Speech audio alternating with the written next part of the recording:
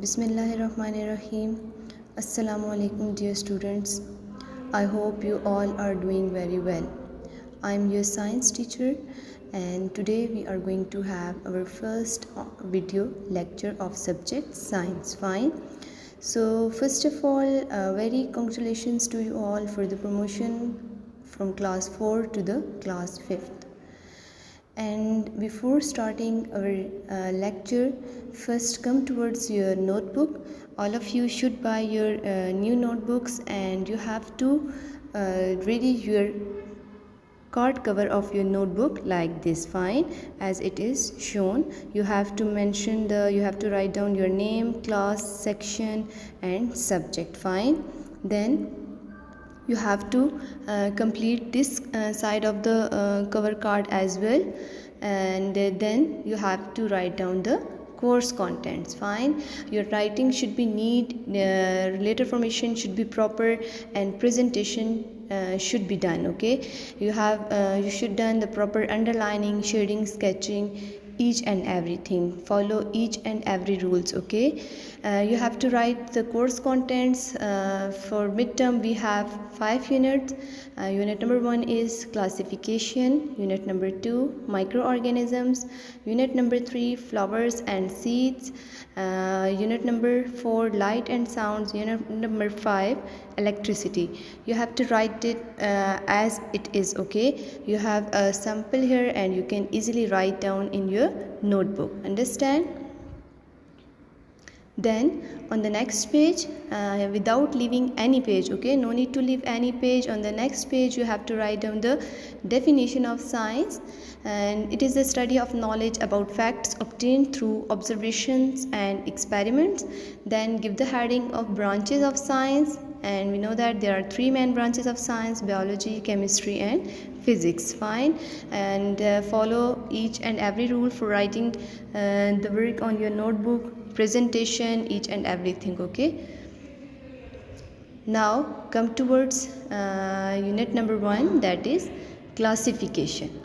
Fine, classification, what is meant by classification and why it is so done? So we know that the living on the earth, we have a variety of living things. We have a lot of number of creatures. We have plants, we have animals, and the classification is done to make it easy to understand. Fine, so what is classification? It is the process of grouping similar things together. What is it? It is the process of grouping similar things together. Whenever we have variety of things, so we will group them in the way like the similar things will be grouped in one group, and the other which are different from them, they will be kept in the another group. So it can make us it will be easy for us to be clear, to be understand to these things by just understanding the one thing, by just understanding the one creature, we can get information about the whole group. Fine, so that is why the classification is done, to make easy for us to understand the living organism, to understand the creature. Fine. So if we talk about the importance of classification, so it helps us in the identification of living organism. Whenever you look around yourself, you can find a variety of creatures. You can find plants, various plants, you can find animals. So classification is done to help us in identification of living organism, as well as in understanding the diversity of living organism. Fine. Classification also helps us to learn about different plants and animals, their features, similarities and differences. For example, if we have a group and we know the feature of one animal, or we know the feature of one plant, so we can easily understand the whole group, because all the plants or all the animals that are kept in the same group will have the same feature. Fine, so it can be very easy to understand a whole group of creature by just understanding the one living organism. So classification is the process of grouping similar things together, or it is the grouping different things or objects on the basis of similarities and differences present in them. Fine.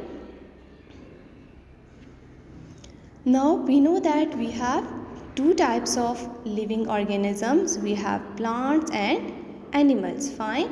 So in order to make clear, in order to make easy, the scientists divide the whole plants and animals into 5 groups. They divide into the whole plants and animals into how many groups? They divide the whole plants and animals into the 5 groups, and these 5 groups are known as kingdom. Fine. So this whole system in which the whole creature, the whole living organisms are divided into 5 groups is known as the 5 kingdom system. You can see the image on your screen. The 5 kingdom system, all living things are divided into how many kingdoms, into how many groups? Into 5 groups. Now the whole creature which is present on the earth will come in these kingdoms. Fine. So by reading or by understanding only one creature, we can understand the whole group. So 5 kingdom system, they are Monera, Protista, fungi, plants and animals. Fine.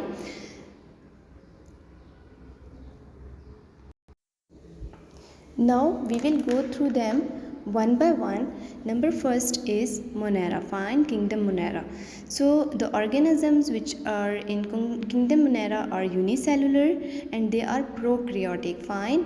What is meant by unicellular? Unicellular means that though these organisms are composed of, or we can say they are made up of only one cell. Fine. We know that all living things are made up of cells. The basic structural unit of living organism is cell. So in the kingdom Monera, the organisms are made up of only one cell. They are unicellular and they are prokaryotic. Prokaryotic means that the nucleus which is present in the cell is not bounded by the nuclear membrane. Fine. So the organism in the Monera are unicellular and they are prokaryotic, means their nucleus is not bounded by the nuclear membrane. Pro means false and karyon means the nucleus. So the organisms which comes in the kingdom Monera are unicellular and they are prokaryotic. The example of organism that comes under the kingdom Monera is bacteria. Fine. Bacteria is the member of, or we can say that comes under the kingdom Monera. The second one is Protista. The kingdom Protista is they are eukaryotic. Eukaryotic means they have the true nucleus. U means true and karyon means nucleus. They have the true nucleus, means their nucleus is bounded by the nuclear membrane. Fine. And they all prefer moist and aquatic environment.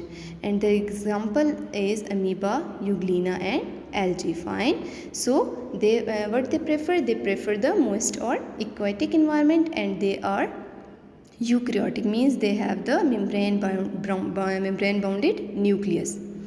The third one is kingdom fungi.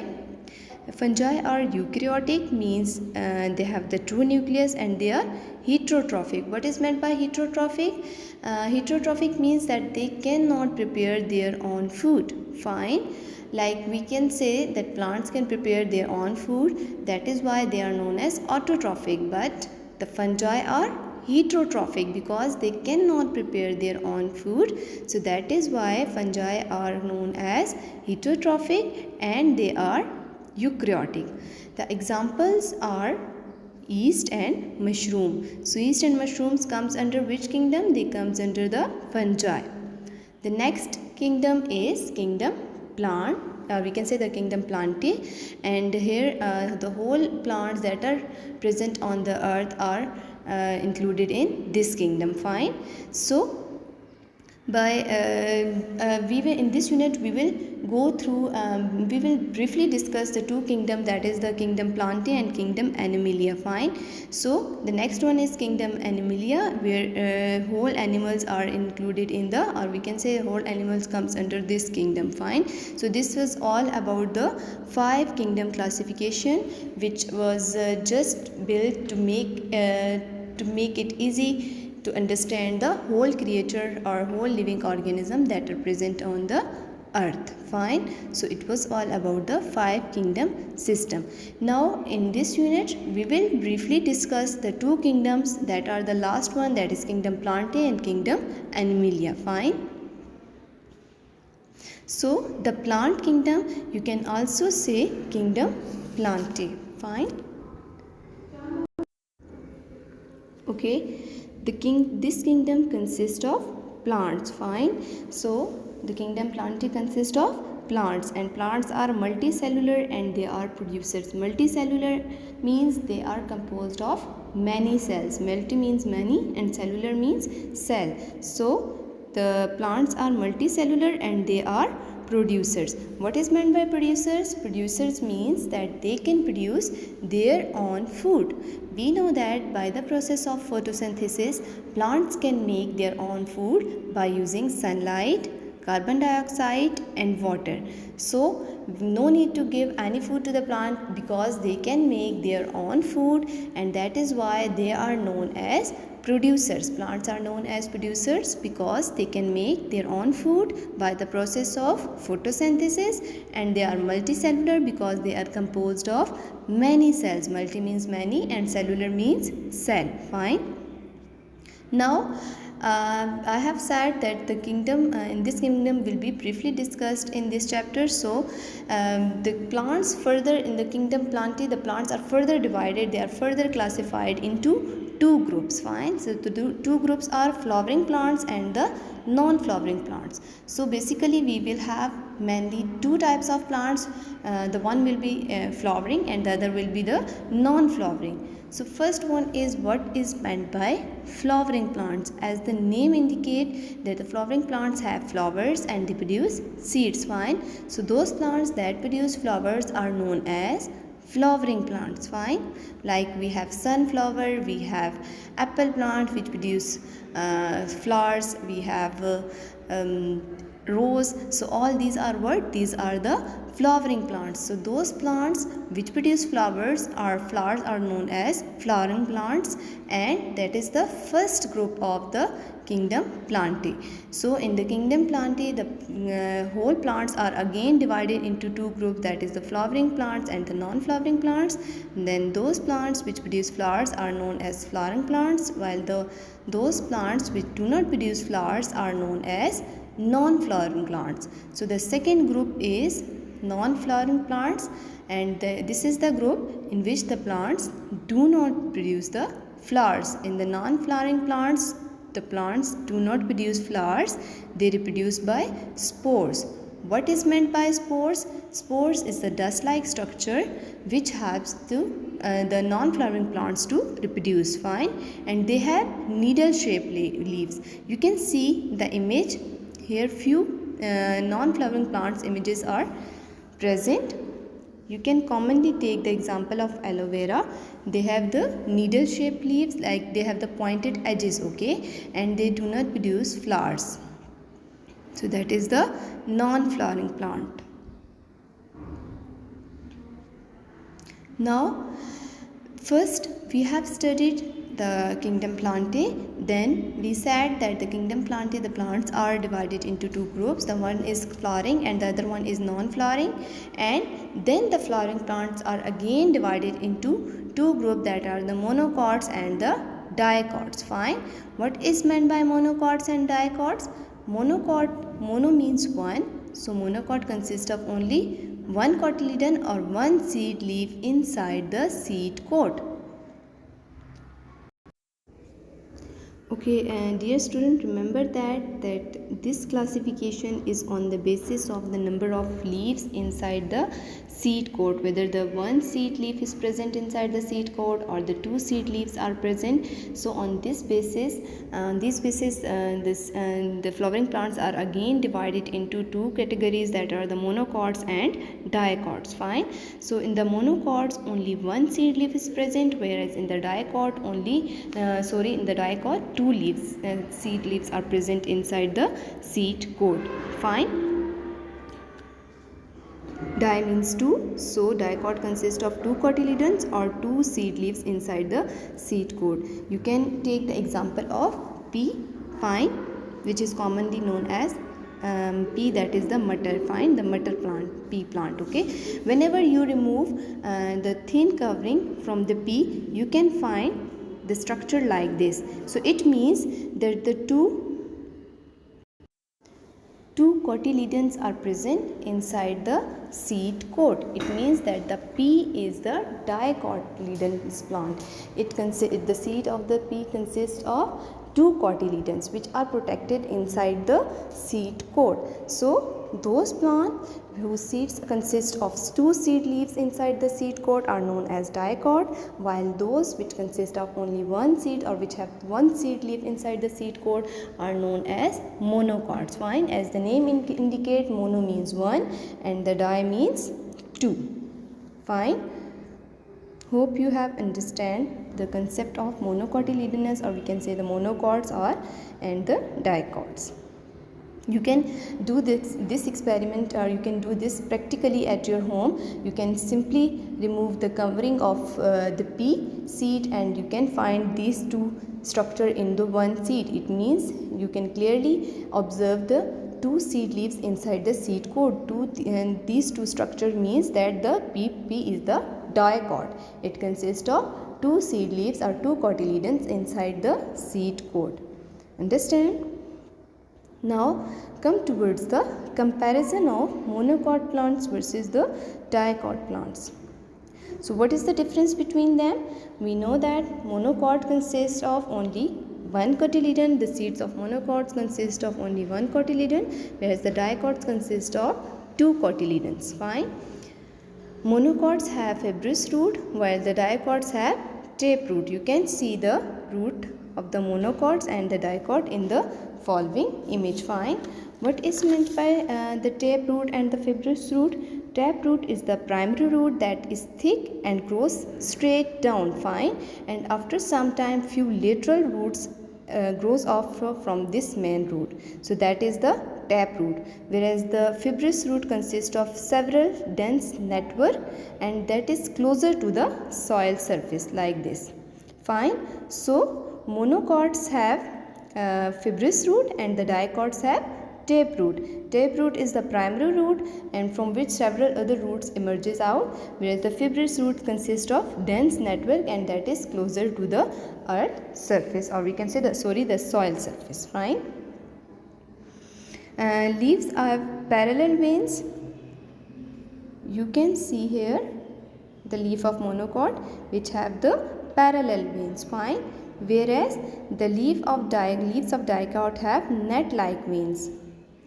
You can see the leaves of dicot, the whole veins are spread like the network. The whole leaf is covered with, or we can say that the veins are spread throughout the leaves, whereas in the monocot they have the parallel veins. So the leaves of monocots have parallel veins while the dicots have net-like veins. Fine.